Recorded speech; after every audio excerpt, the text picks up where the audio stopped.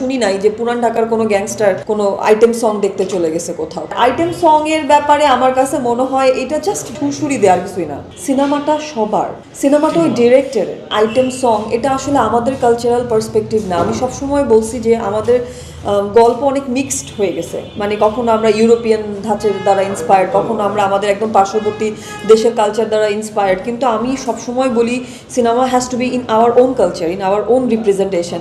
ধরেন আপনি আপনার ব্যক্তি জীবনে আপনি অনেক বড় গ্যাংস্টার হতে পারেন, কিন্তু আমি কখনো দেখি নাই বা আমি শুনি নাই যে পুরান ঢাকার কোনো গ্যাংস্টার কোনো আইটেম সং দেখতে চলে গেছে কোথাও। কোথাও একটা আইটেম সঙের অ্যারেঞ্জমেন্ট হচ্ছে, ওইখানে একজন মেয়ে নাচতেছে এবং সে মদ খাচ্ছে, টাকা উড়াচ্ছে। এটা আমার রিয়েলিটি না।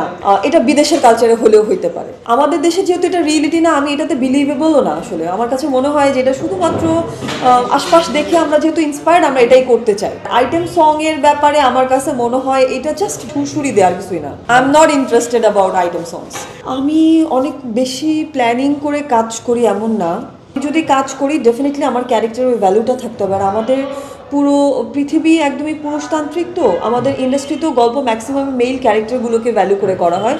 ফিমেল ক্যারেক্টারগুলো মোরললেস হচ্ছে খুবই শোপিসের মতো একটা জায়গাতে সৌন্দর্যের জন্য রাখা হয়।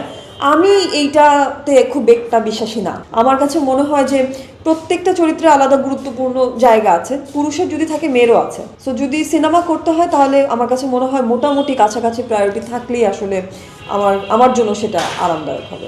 আর্টিস্ট কেন্দ্রিক না, মানে পুরো টেকনিক্যাল টিম, বিজিএম, কালার, এখন অনেক কিছু ম্যাটার করে ওয়েন ইটস এ সিনেমা। এখন দেখা গেল একটা সিনেমা দেখতে খুব ভালো কিন্তু বিজিএম এত খারাপ যে আমি এটা নিতে পারছি না, আমার কানে ডিস্টার্বিং লাগছে। আবার একটা সিনেমা হচ্ছে গিয়ে দেখতে খুব আহামরি কিছু না কিন্তু বিজিএম এত নাইস যে ওটা মানে এই যে খামখেয়ালিপনা বা এই যে কাপছাড়া, এইটা কখনো কখনো ডিস্টার্ব করে আমাকে অডিয়েন্স হিসেবে। তো সিনেমা কিন্তু সব কিছু মিলিয়ে, যে আপনার টিমটা প্রপার কিনা, আপনার ডিরেক্টর যে উনি যে ভিশনটা দেখছেন তার সাথে আপনি অ্যালাইন কিনা। আমরা সিনেমা বিচারই করি যে অমুকের সিনেমা, অমুক নায়িকার বা নায়কের সিনেমা না। সিনেমাটা সবার, সিনেমাটা ওই ডিরেক্টরের। সিনেমাটা কখনো আর্টিস্টের না। We are the part of the story.